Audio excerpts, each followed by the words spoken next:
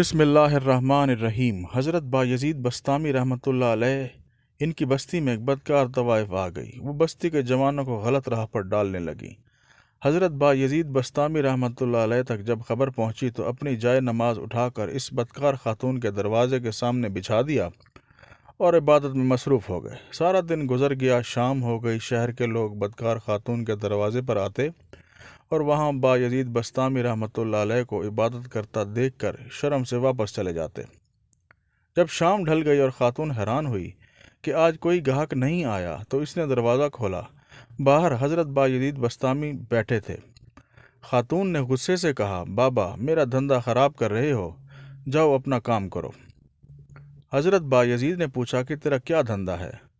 عورت بولی، گاہک مجھے قیمت دیتا ہے، پھر اس کی جو مرضی ہو میں وہ کرتی ہوں۔ حضرت بایزید نے تصدیقی انداز میں پوچھا، کیا میں بھی تمہیں قیمت دے دوں تو جو میں کہوں گا وہ کرو گی؟ عورت نے ہاں کر دی۔ حضرت بایزید نے قیمت پوچھی، قیمت ادا کی اور مسلح اٹھا کر خاتون کے گھر میں چلے گئے۔ بولے، چلو اب غسل کر کے پاک صاف کپڑے پہن کر آؤ۔ عورت نے حکم کی تعمیل کی۔ بایزید بستامی نے مسلح بچھایا اور فرمایا، اب اللہ کے حضور عبادت کے لیے کھڑی ہو جاؤ۔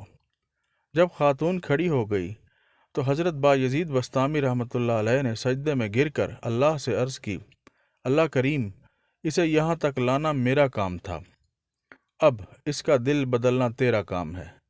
حضرت بایزید بستامی رحمۃ اللہ علیہ کے سواں میں درج ہے کہ وہ عورت توبہ کے بعد اپنے دور کی انتہائی نیک و پارسا خاتون بن گئی۔ جزاک اللہ۔